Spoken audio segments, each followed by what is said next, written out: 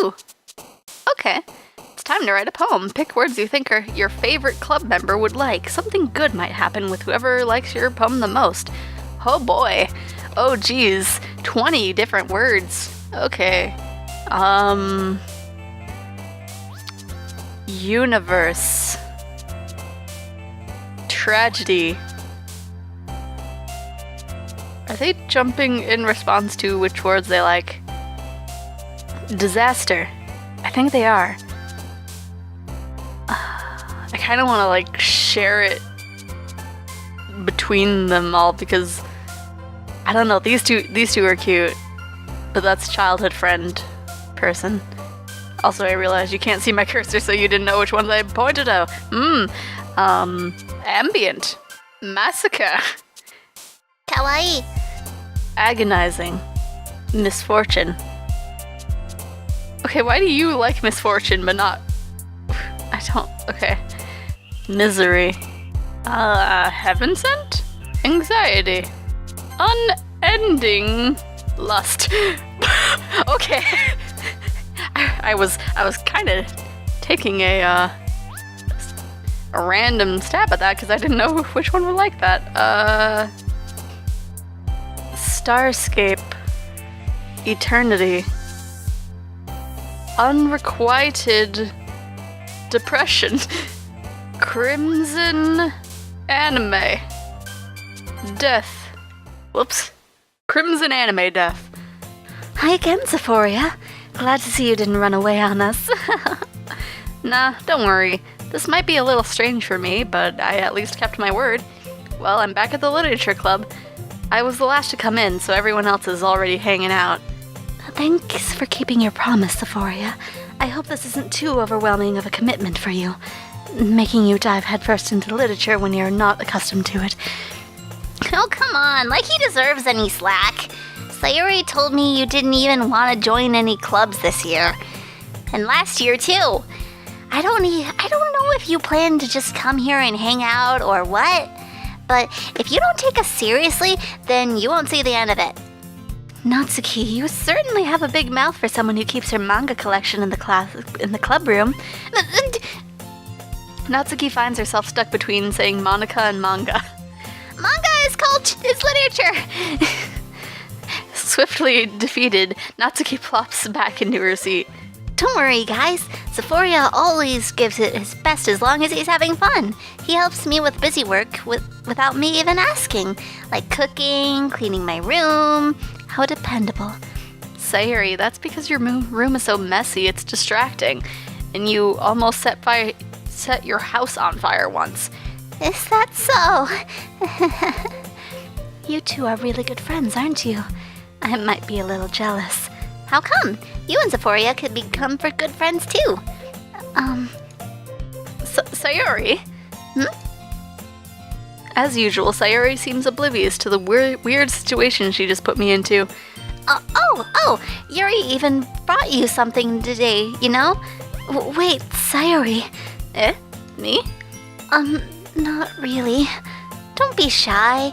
It's really nothing. What is it? Never mind. Sayuri made it sound like a big deal when it's really not. What to do? I'm sorry, Yuri, I wasn't thinking. I guess that means it's up to me to rescue the situation. Hey, don't worry about it. First of all, I wasn't expecting anything in the first place, so any nice gesture from you is a pleasant surprise. It'll make me happy no matter what. Is that so? Yeah, I won't make it a big deal if you don't want it to be. Alright. Well, here. Yuri reaches into her bag and pulls out a book. I didn't want you to feel left out, so I picked out a book that I thought you might enjoy. It's a short read, so it should keep your attention, even if you don't usually read. And we could, discuss it, if you wanted. How is this girl accidentally being so cute? She even picked out a book she thinks I'd like, despite me not reading much. Yuri, thank you, I'll definitely read this. I enthusiastically take the book. Phew. Well, you can read it at your own pace. I look forward to hearing what you think. Now that everyone's settled in, I expected Monica to kick off some scheduled activities for the club. But that doesn't seem to be the case. Sayuri and Monica are having a cheery conversation in the corner. Yuri's face is already buried in a book. I can't help but notice her intense expression, like she was waiting for this chance. Meanwhile, Natsuki is rummaging around in the closet. I'm really curious to talk to Yuri a little more, but at the same time I would feel bad for distracting her from reading. I catch a glimpse of the corner of the cover of her book. It looks like the same book she lent to me. More than that, she seems to be on the first few pages. Crap. I think she noticed me looking at her. She sneaks another glance at me, and our eyes meet for a split second. But that only makes her hide her face deeper in her book. Sorry. I was just spacing out. I mutter this, sensing I made her uncomfortable. Oh, it's fine. If I was focused, then I probably wouldn't have noticed in the first place. But I'm just rereading a bit of this, so... That's the book you gave me, right? Mm-hmm. I wanted to reread some of it. Not for any particular reason. Just curious, how come you have 2 copies of the same book? Well, when I stopped at the bookstore yesterday... that's not what I meant. I mean, I just happened to buy 2 of them. I see.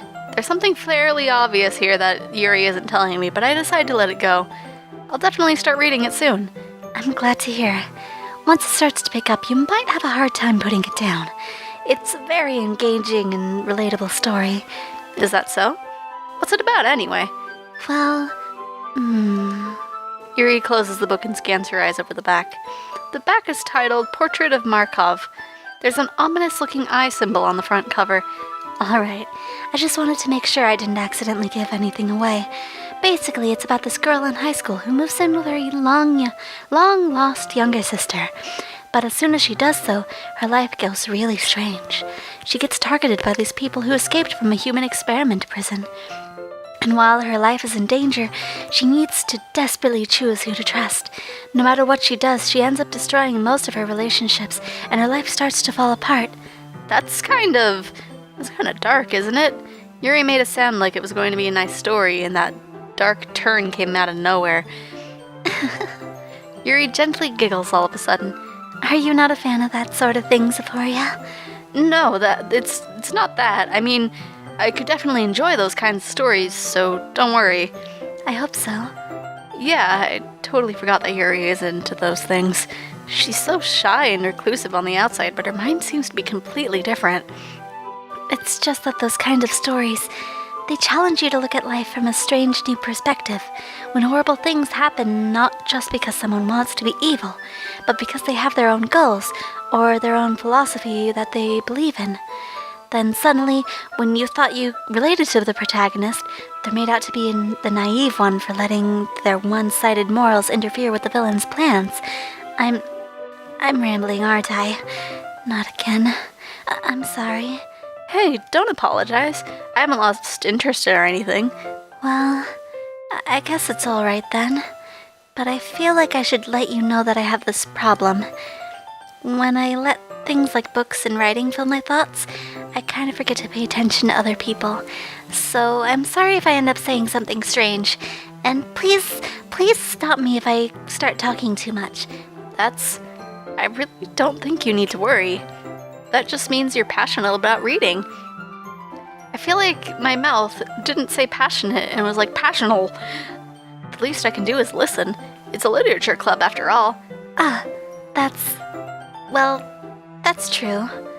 In fact, I might as well get started reading it, right? You don't have to. What are you saying? Just a moment ago you said you were looking forward to it. Let me just get the book. I quickly retrieved the book that I had put into my bag. All right, it's fine if I sit here, right? I slip into the seat next to Yuri's. Yeah. Are you sure? You seem a little apprehensive. I'm sorry. It's not that I don't want you to, it's just something I'm not very used to. That is, reading in company with someone else. I see. Well, just tell me if I end up distracting you or anything. All right. I open the book and start the prologue. I soon understand what Yuri means about reading in company. It's as if I can feel her presence over my shoulder as I read. It's not a particularly bad thing, maybe a little distracting, but the feeling is somewhat comforting. Yuri is in the corner of my eye. I realize that she's not actually looking at her own book. I glance over. It looks like she's reading from my book instead. Sorry, I was just... Yuri, you really apologize a lot, don't you? I do? I don't really mean to. Sorry. I mean... Here, this should work, right? I slide my desk until it's up against Yuri's, then hold my book more between the two of them. I suppose so. Yuri timidly closes her own copy. Once we each lean in a little bit, our shoulders are almost touching. It feels like my left arm is in the way, so instead I use my right hand to hold the book open. I guess that makes it kind of difficult to turn the page. Here. Aw. Yuri takes her left arm and holds the left side of the book between her thumb and her forefinger. I do the same with my right, on the right side of the book. That way I turn the page and Yuri slides it under her thumb after it flips to her side. But in holding it like this, we're huddled even closer than before. It's actually kind of distracting me. It's as if I can feel the warmth of Yuri's face, and she's in the corner of my vision. Are you okay? To turn the page. Sorry. I think I got a little distracted for a second. I glance over to Yuri's face again, and our eyes meet. I don't know if I'll be able to keep up with her. That's okay. You're not used to reading, right? I don't mind being patient if it takes you a little bit longer. It's probably the least I can do, since you've been so patient with me. Yeah, thanks. We continue reading. Yuri no longer asks me if I'm ready to turn the page. Instead, I just assume that she finishes the page before me, so I turn it at my own volition. We continue the first chapter in silence. Even so, turning each page almost feels like an intimate exchange. My thumb gently letting go of the page, letting it flutter over to her side as she catches it under her own thumb. Hey, Yuri? This might be a silly question, but the main character kind of reminds me of you a little bit. You think so? How does she? Well, I guess she's more blunt in a lot of ways, but she also second-guesses all the things that she says and does. Like, she's afraid she'll do something wrong. It's not like I can see into your head or anything, but they're kind of reminiscent of some of your mannerisms. I see. Yuri remains silent for a moment. But Xephoria, that's probably a terrible thing to have in common with her. That's so embarrassing that you think that. Oh, wait, I didn't mean that in a bad way or anything. Sorry, I really didn't know you were self-conscious about that sort of thing. I guess I more meant that it's kind of cute. What are you saying all of a sudden? Okay, everyone. I think it's about time we share today's poems with each other. We might not have enough time if we wait too long. Yuri exhales, spared from finishing her thought. Is that all right, Yuri? You look kind of down. I'm sorry if you haven't been looking forward to this. It's not... It's fine. Yuri releases her hand from the book, causing it to close on top of my thumb. All right. I guess I'll do some more reading tonight. Or would you prefer I only read it with you? I guess I don't have too much of a preference either way. In that case, I'll read a little more tonight. It'll be more fun to read with you after it picks up a bit, you know? That's good reasoning. In that case, feel free to finish the first 2 chapters on your own time. All right. I stand up and make a mental note of where I left off in the book, then slip it back into my bag. By the way, do you remember Did you remember to write a poem last night? Yeah. My relaxation ends. I can't believe I agreed to do something so embarrassing. I couldn't really find much inspiration since I've never really done this before. Well, now that everyone's ready, why don't you find someone to share with? I can't wait! Sayuri and Monica enthusiastically pull out their poems. Sayuri's is on a wrinkled sheet of loose leaf torn from a spiral notebook. On the other hand, Monica wrote hers in a composition notebook.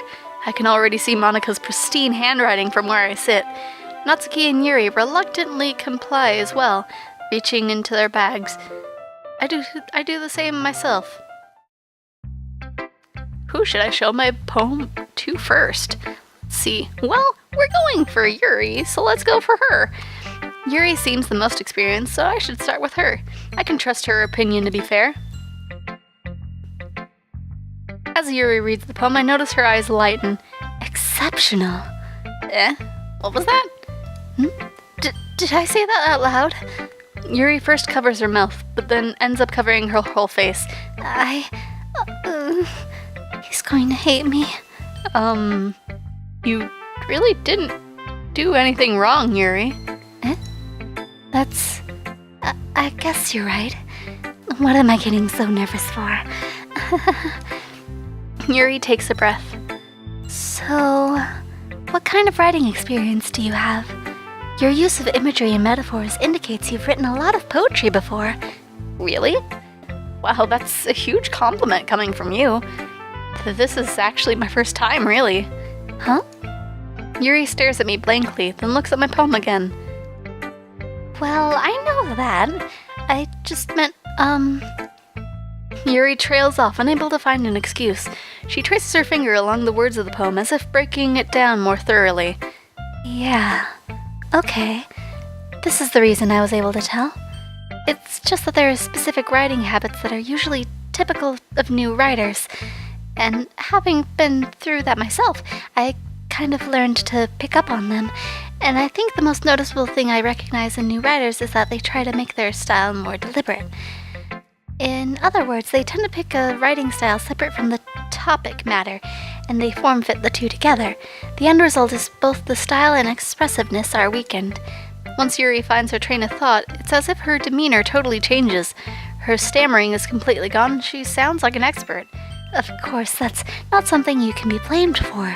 There are so many different skills and techniques that go into writing even a simple poem. Not just finding them and building them, but getting them to work together is possibly the most challenging part.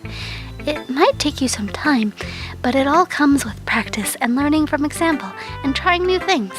I also hope that everyone else in the club gives you valuable feedback. Natsuki can be a little bit biased, though. Biased? How? Well, never mind. I shouldn't be talking about people like that. Sorry. It's fine. I'm not sure if Yuri is apologizing to herself, to me, or to Natsuki. Do you mind if I read your poem now? Please do. I'd love to share my thought process behind it. Yuri smiles dreamily, as if that's a rare opportunity for her. Which itself is kind of funny. After all, isn't this supposed to be a literature club? Ooh. Ghost under the light, the tendrils of my hair illuminate beneath the amber glow. Bathing. It must be this one. The last remaining streetlight to have withstood the test of time. The last yet to be replaced by the sickening blue-green hue of the future. I bathe, calm, breathing air of the present, but living in the past. The light flickers. I flicker back. Interesting. I'm sorry, I have such terrible handwriting. What? I wasn't thinking that at all. But it took you a long time to read. Well, I just don't read script very often. I actually think your handwriting is pretty. Eh? That's a relief. Also, I liked the poem. Even though it's short, it's really descriptive. It wasn't too short? I usually write longer poems. Not at all. I'm really glad you like it. I'll be honest. Since it's our first time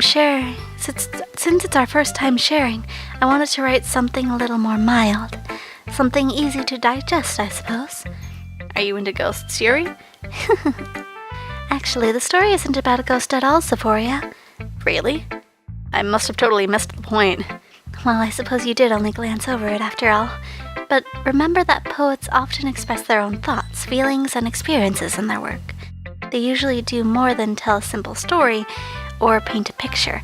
In this case, perhaps the subject of the poem is only being symbolically compared to a ghost, lingering in her last remaining place of comfort, unable to let go of the past, and soon to be left with nothing. That's a lot more solemn, putting it that way. I hadn't even thought of that. That's impressive. It's nothing, really. Yours was impressive too, so... Nah. If anything, I could probably learn a thing or two from you.